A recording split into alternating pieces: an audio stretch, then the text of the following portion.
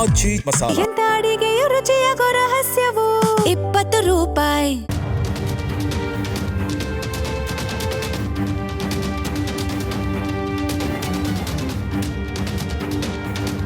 ಮಧ್ಯಪ್ರಾಚ್ಯದಲ್ಲಿ ಮತ್ತೊಮ್ಮೆ ಯುದ್ಧದ ಕಾರ್ಮೋಡಗಳು ಕವಿದಿವೆ. ಅಮೆರಿಕದ ಸೈನಿಕರ ಸಾವಿನ ನಂತರ ಪರಿಸ್ಥಿತಿ ಸಂಪೂರ್ಣವಾಗಿ ಬದಲಾಗಿದೆ. ಅಮೆರಿಕ ತನ್ನ ಪ್ರತೀಕಾರದ ಕ್ರಮವಾಗಿ ಸ್ವಿಫ್ಟ್ಲಿ ಪನಿಷ್ ಹೆಸರಿನ ಸೇನಾ ಕಾರ್ಯಾಚರಣೆಯನ್ನು ಆರಂಭಿಸಿದ್ದು, ಇರಾನ್ನ ಹಲವು ಸೇನಾ ಗುರಿಗಳ ಮೇಲೆ ಭಾರಿ ವೈಮಾನಿಕ ದಾಳಿಯನ್ನು ನಡೆಸಿದೆ. ಈ ದಾಳಿಯ ಬಳಿಕ ಮಧ್ಯಪ್ರಾಚ್ಯದಲ್ಲಿ ಉದ್ವಿಗ್ನತೆ ತಾರಕಕ್ಕೇರಿದ್ದು, ಜಗತ್ತಿನ ಕಣ್ಣು ಈಗ ಹಾರ್ಮುಜ್ ಜಲಸಂಧಿ ಕಡೆ ನೆಟ್ಟಿದೆ. ಯಾಕಂದ್ರೆ ಈ ಪ್ರದೇಶದಲ್ಲಿ ಯಾವುದೇ ದೊಡ್ಡ ಸಂಘರ್ಷ ನಡೆದರೆ ಅದರ ಪರಿಣಾಮ ಕೇವಲ ಅಮೆರಿಕ ಮತ್ತು ಇರಾನ್ಗೆ ಮಾತ್ರ ಸೀಮಿತವಾಗಲ್ಲ. ಪೆಟ್ರೋಲ್, ಡೀಸೆಲ್, ತೈಲ ಬೆಲೆ, ಜಾಗತಿಕ ಆರ್ಥಿಕತೆ, ಭಾರತ ಸೇರಿದಂತೆ ಅನೇಕ ದೇಶಗಳ ಮೇಲೂ ಅದರ ಪರಿಣಾಮ ನೇರವಾಗಿ ಬೀಳುವ ಸಾಧ್ಯತೆ ಇದೆ. ಹಾಗಾದ್ರೆ ಅಮೆರಿಕ ಯಾಕೆ ಈ ಮಟ್ಟದ ದಾಳಿಯನ್ನು ನಡೆಸಿತು? ಸ್ವಿಫ್ಟ್ಲಿ ಪನಿಷ್ ಕಾರ್ಯಾಚರಣೆ ಅಂದ್ರೇನು? ಹಾರ್ಮುಜ್ ಜಲಸಂಧಿ ಯಾಕೆ ಇಷ್ಟು ಮಹತ್ವವನ್ನು ಪಡೆದಿದೆ? ಈ ಸಂಘರ್ಷ ಮುಂದಿನ ದಿನಗಳಲ್ಲಿ 3ನೇ ಮಹಾಯುದ್ಧದ ರೂಪವನ್ನ ಪಡೆಯುವ ಸಾಧ್ಯತೆ ಇದೆಯೇ? ಈ ಎಲ್ಲ ಪ್ರಶ್ನೆಗಳಿಗೆ ಸಂಪೂರ್ಣ ಉತ್ತರವನ್ನ ತಿಳ್ಕೊಳ್ಳೋಣ. ಕೆಲ ದಿನಗಳ ಹಿಂದೆ ಮಧ್ಯಪ್ರಾಚ್ಯದಲ್ಲಿರುವ ಅಮೆರಿಕದ ಸೇನಾ ನೆಲೆಗಳ ಮೇಲೆ ಕ್ಷಿಪಣಿ ಹಾಗೂ ಡ್ರೋನ್ ದಾಳಿ ನಡೆಯಿತು. ಈ ದಾಳಿಯಲ್ಲಿ ಅಮೆರಿಕದ ಸೈನಿಕರು ಸಾವನ್ನಪ್ಪಿದ್ರು. ಅಮೆರಿಕದ ಪ್ರಕಾರ ಈ ದಾಳಿಯ ಹಿಂದೆ ಇರಾನ್ ಬೆಂಬಲಿತ ಶಸ್ತ್ರಸಜ್ಜಿತ ಗುಂಪುಗಳ ಕೈವಾಡವಿದೆ. ಇದನ್ನ ಅಮೆರಿಕ ತನ್ನ ರಾಷ್ಟ್ರೀಯ ಭದ್ರತೆಯ ಮೇಲಿನ ನೇರ ದಾಳಿ ಎಂದು ಪರಿಗಣಿಸಿತು. ಅಮೆರಿಕ ಅಧ್ಯಕ್ಷರು ತಕ್ಷಣವೇ ಉನ್ನತ ಮಟ್ಟದ ಭದ್ರತಾ ಸಭೆಯನ್ನ ನಡೆಸಿದ್ರು. ಸೇನೆ, ಗುಪ್ತಚರ ಸಂಸ್ಥೆಗಳು ಹಾಗೂ ರಕ್ಷಣಾ ಇಲಾಖೆ ಸೇರಿ ಪರಿಸ್ಥಿತಿಯನ್ನ ಪರಿಶೀಲಿಸಿದ ಬಳಿಕ ಇರಾನ್ ವಿರುದ್ಧ ಪ್ರತೀಕಾರಾತ್ಮಕ ಕಾರ್ಯಾಚರಣೆಗೆ ಅನುಮೋದನೆಯನ್ನ ನೀಡಲಾಯಿತು. ಅದೇ ಸ್ವಿಫ್ಟ್ಲಿ ಪನಿಷ್ ಕಾರ್ಯಾಚರಣೆ. ಜೋರ್ಡನ್ನಲ್ಲಿರುವ ಅಮೆರಿಕದ ಸೇನಾ ನೆಲೆಯ ಮೇಲೆ ನಡೆದಂತಹ ಕ್ಷಿಪಣಿ ಮತ್ತು ಡ್ರೋನ್ ದಾಳಿಯಲ್ಲಿ 2 ಅಮೆರಿಕದ ಸೈನಿಕರು ಸಾವನ್ನಪ್ಪಿದ್ದು, 1 ನಾಪತ್ತೆಯಾಗಿ ಹಾಗೂ 4 ಗಂಭೀರವಾಗಿ ಗಾಯಗೊಂಡಿರುವ ಘಟನೆಯ ಬೆನ್ನಲ್ಲೇ ಅಮೆರಿಕ ಇರಾನ್ ವಿರುದ್ಧ ಭಾರಿ ವೈಮಾನಿಕ ದಾಳಿಯನ್ನ ನಡೆಸಿದೆ. ಭಾನುವಾರ ಮುಂಜಾನೆ ನಡೆದಂತಹ ಈ ದಾಳಿಯನ್ನ ಅಮೆರಿಕದ ಸೆಂಟ್ರಲ್ ಕಮಾಂಡ್ ಸೈನಿಕರ ಸಾವಿಗೆ ತ್ವರಿತ ಶಿಕ್ಷೆ ಎಂದು ಬಣ್ಣಿಸಿದ್ದು, ಇರಾನ್ನ ಸೇನಾ ಸಾಮರ್ಥ್ಯವನ್ನು ಮತ್ತಷ್ಟು ಕುಗ್ಗಿಸುವ ಉದ್ದೇಶದಿಂದ ಹಲವು ಪ್ರಮುಖ ಗುರಿಗಳನ್ನು ಹೊಡೆದುರುಳಿಸಲಾಗಿದೆ ಎಂದು ತಿಳಿಸಿದೆ.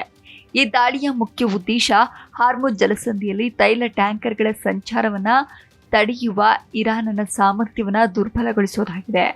ಇನ್ನು ವಿಶ್ವದ ಒಟ್ಟು ಕಚ್ಚಾ ತೈಲ ಪೂರೈಕೆಯ ಸುಮಾರು 20% ಭಾಗ ಹಾರ್ಮುಜ್ ಜಲಸಂಧಿಯ ಮೂಲಕ ಸಾಗುತ್ತಿದ್ದು, ಈ ಮಾರ್ಗದ ಮೇಲಿನ ನಿಯಂತ್ರಣಕ್ಕಾಗಿ ಅಮೆರಿಕ ಮತ್ತು ಇರಾನ್ ನಡುವಿನ ಸಂಘರ್ಷ ಮತ್ತಷ್ಟು ತೀವ್ರಗೊಂಡಿದೆ.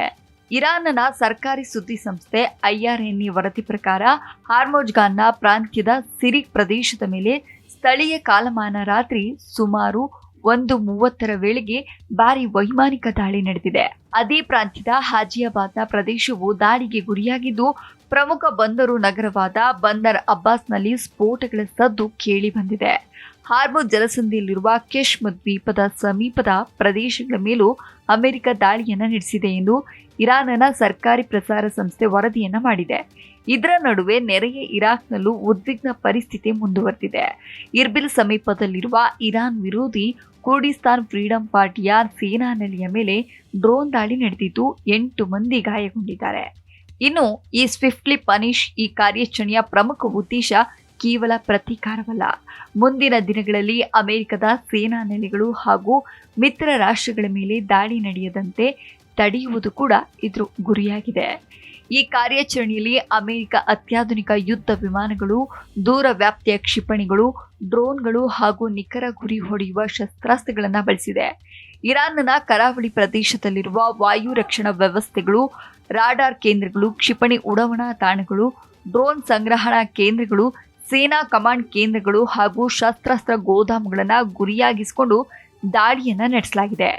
ಇನ್ನು ಅಮೆರಿಕದ ದಾಳಿಯ ನಂತರ ಇರಾನ್ ತೀವ್ರ ಆಕ್ರೋಶವನ್ನು ವ್ಯಕ್ತಪಡಿಸಿದೆ. ಇದು ತನ್ನ ಸಾರ್ವಭೌಮತ್ವದ ಮೇಲಿನ ದಾಳಿ ಎಂದು ಆರೋಪಿಸಿದೆ. ಇರಾನ್ನ ಸೇನಾ ಅಧಿಕಾರಿಗಳು ಈ ದಾಳಿಗೆ ಸೂಕ್ತ ಸಮಯದಲ್ಲಿ ತಕ್ಕ ಉತ್ತರವನ್ನ ನೀಡುತ್ತವೆ ಎಂದು ಎಚ್ಚರಿಕೆಯನ್ನ ನೀಡಿದ್ದಾರೆ. ಅಲ್ಲದೆ ದೇಶದ ವಾಯು ರಕ್ಷಣಾ ವ್ಯವಸ್ಥೆಯನ್ನ ಸಂಪೂರ್ಣ ಎಚ್ಚರಿಕೆ ಸ್ಥಿತಿಗೆ ತರಲಾಗಿದೆ. ಇರಾನ್ ತನ್ನ ನೌಕಾಪಡೆ ಹಾಗೂ ಕ್ಷಿಪಣಿ ಪಡೆಯನ್ನ ಹೆಚ್ಚಿನ ಸ್ಥಿತಿಯಲ್ಲಿ ಇರಿಸಿದ್ದು ಅಗತ್ಯವಿದ್ರೆ ಹೋರ್ಮುಜ್ ಜಲಸಂಧಿಯಲ್ಲಿ ಕ್ರಮ ಕೈಗೊಳ್ಳುವುದಾಗಿ ಪರೋಕ್ಷ ಸಂದೇಶವನ್ನ ನೀಡಿದೆ. ಇನ್ನು ಜಗತ್ತು ಯಾಕೆ ಆತಂಕಗೊಂಡಿದೆ ಅಂದ್ರೆ ಈ ಸಂಘರ್ಷ ಕೇವಲ ಎರಡು ದೇಶಗಳ ನಡುವಿನ ಸಮಸ್ಯೆಯಲ್ಲ. ಅಮೆರಿಕ ವಿಶ್ವದ ಅತಿ ದೊಡ್ಡ ಸೇನಾ ಶಕ್ತಿಯಾಗಿದ್ರೆ ಇರಾನ್ ಮಧ್ಯಪ್ರಾಚ್ಯದಲ್ಲಿ ಪ್ರಭಾವಶಾಲಿ ರಾಷ್ಟ್ರವಾಗಿದೆ. ಇನ್ನು ಇರಾನ್ನ ಲೆಬನಾನ್ ಹೆಜ್ಬೊಲಾ, ಯೆಮೆನ್ನ ಹೂತಿ ಪಡೆ, ಇರಾಕ್ ಹಾಗೂ ಸಿರಿಯಾದ ಕೆಲವು ಶಸ್ತ್ರಸಜ್ಜಿತ ಸಂಘಟನೆಗಳ ಬೆಂಬಲವಿದೆ ಎಂದು ಅಮೆರಿಕ ಆರೋಪಿಸುತ್ತಿದೆ. ಒಂದು ವೇಳೆ ಈ ಎಲ್ಲಾ ಸಂಘಟನೆಗಳು ಒಂದೇ ಸಮಯದಲ್ಲಿ ಪ್ರತಿದಾಳಿ ನಡೆಸಿದ್ರೆ ಸಂಘರ್ಷ ಹಲವು ದೇಶಗಳಿಗೆ ವಿಸ್ತರಿಸುವ ಸಾಧ್ಯತೆ ಕೂಡ ಇದೆ. ಇದೇ ಕಾರಣಕ್ಕೆ ವಿಶ್ವಸಂಸ್ಥೆ ಸೇರಿದಂತೆ ಅನೇಕ ರಾಷ್ಟ್ರಗಳು ಎರಡೂ ದೇಶಗಳಿಗೆ ಸಂಯಮ ವಹಿಸುವಂತೆ ಮನವಿಯನ್ನ ಮಾಡಿವೆ. ಕಳೆದ 4 ದಿನಗಳಿಂದ ಇರ್ಬಿಲ್ ನಗರವನ್ನ ಗುರಿಯಾಗಿಸಿಕೊಂಡು ಡ್ರೋನ್ ದಾಳಿಗಳು ನಿರಂತರವಾಗಿ ನಡೀತಾ ಇವೆ. ಈ ದಾಳಿಗಳ ಹಿಂದೆ ಇರಾನ್ ಅಥವಾ ಅದರ ಬೆಂಬಲಿತ ಮಿಲಿಷಿಯಾ ಸಂಘಟನೆಗಳ ಕೈವಾಡವಿರಬಹುದು ಎಂಬ ಅನುಮಾನ ವ್ಯಕ್ತವಾಗಿದ್ರೂ ಇದುವರೆಗೆ ಯಾವುದೇ ಸಂಘಟನೆ ಹೊಣೆ ಹೊತ್ತಿಲ್ಲ. ಯುದ್ಧ ಆರಂಭವಾದ ದಿನದಿಂದ ಇದುವರೆಗೆ ಒಟ್ಟು 16 ಅಮೆರಿಕದ ಸೈನಿಕರು ಪ್ರಾಣವನ್ನ ಕಳೆದುಕೊಂಡಿದ್ದು 430ಕ್ಕೂ ಹೆಚ್ಚು ಯೋಧರು ಗಾಯಗೊಂಡಿದ್ದಾರೆ. ಆರಂಭಿಕ ದಿನಗಳಲ್ಲಿ ಕುವೈಟ್ನಲ್ಲಿರುವ ಕಮಾಂಡ್ ಕೇಂದ್ರದ ಮೇಲೆ ನಡೆದಂತಹ ಇರಾನ್ ಡ್ರೋನ್ ದಾಳಿಯಲ್ಲಿ 6 ಮಂದಿ ಮೃತಪಟ್ಟಿದ್ರು.